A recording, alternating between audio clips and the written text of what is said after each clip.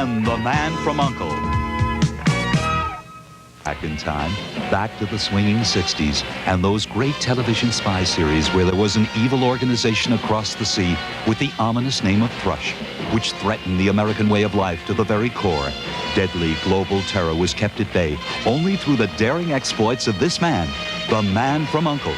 His daring do foiled each despotic move of Thrush, and he kept one jump ahead of the bad guys with snappy gizmos like this spy-proof desk. Each week, our hero was joined by Soviet agent Ilya Kuryakin and British mastermind Mr. Waverly in an international entente cordiale.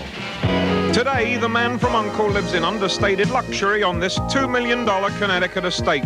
And for actor Robert Vaughn, the only battle these days is idyllic solitude. It's only 7 acres. That's a lot, I know, by Beverly Hills standards, but it's not that much on the East Coast. There aren't any houses anywhere near here, so we can look for miles and miles. We can see 3 states from the Widow's Walk. We live as well as my stature and occupation allows me to live, and we enjoy it. We both love homes. We love decorating them. We love restoring them. We love living in them. We love selling them. And Linda is a remarkable decorator and restorer and has a vast knowledge in all phases of architecture, all phases of decoration and design throughout the centuries. Vaughn concedes that to a great extent he owes his present standard of living to one of our all-time heroes, Napoleon Solo. Great fun. I enjoyed it immensely. It was certainly one of the most exciting periods of my life, not only from the point of view professionally in terms of a hit show, but through that show I met many, many important people throughout the world that I have remained friendly with. Well, he came right on the heels of the first James Bond picture, Goldfinger, and the public seemed to love this kind of escapist fare. And this was basically, and quite obviously, a television version of James Bond, with the settings more in the living rooms than in the bedrooms. His rise seemed effortless, from a suspiciously well-groomed teenage caveman, a few dapper cowboy roles, an Oscar nomination for the Young Philadelphians, and putting his best side forward in romance after romance after romance after romance. Knock on wood, I really had no struggle. I went right into multiple movie contracts 60 days after I finished college, and I have worked ever since. No waitressing. I never was a waitress. He's never parted with his Cherry Continental, the symbol of those uncle years. It was my first new car that I ever purchased, and I bought it in 1961. And I started adding things to it each year. I got a telephone the first year, and a television set the second, and a stereo. He became the quintessential bachelor, a handsome art connoisseur who was successful at every turn. I don't have any gnawing problem that I might have had 20 years ago about the conflict of art and affluence. I'm quite at peace with the affluence, and the art comes occasionally. I was into 7 figures in the U.N.C.L.E. years. I got into 7 figures in the U.N.C.L.E. years. I've been in and out of them since then. See, she's going to the design center where she spends much of her waking life.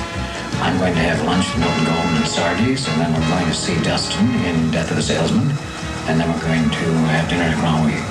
And that's the day. So I'll be back about between 8:30 and 9. And then I'm off to Australia on Sunday to play Dugout Doug MacArthur. Right. Okay, bye-bye.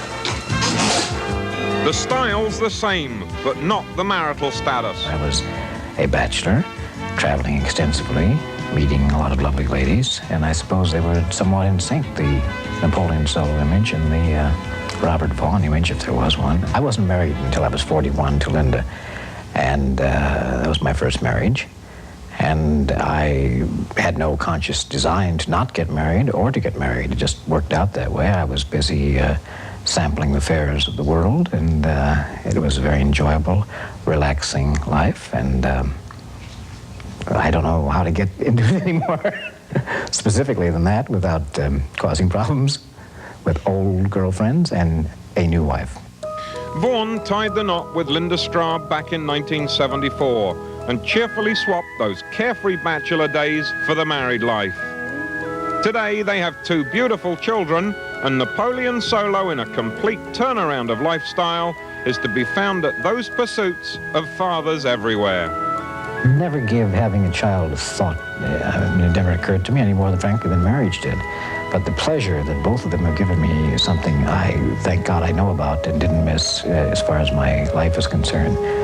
The joy and the agony and the creation of taking that 8-pound mass of selfishness that they hand you at the hospital and trying to create a worthwhile human being out of it is probably the most difficult thing that's ever thrust upon a human being. And I'm glad I'm having that experience. Robert Vaughn saying goodbye to the solo years with no regrets. Thank you for joining us. I'm Robin Leach. We look forward to being with you on the next edition of Lifestyles of the Rich and Famous. Rookie quarterback